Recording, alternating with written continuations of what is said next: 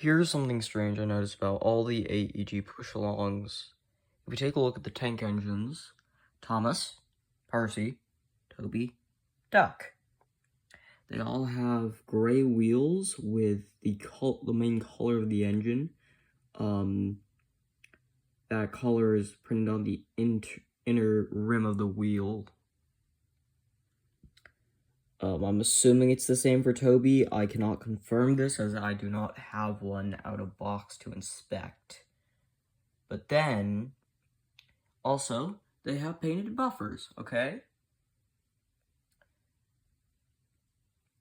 Now let's look at the tender engines. The wheels are just the base color. No gray with the inner thing. Yeah, that's not a thing. Then if we take a look at their buffers, okay, the 3 railway engines don't have painted ones. That's strange.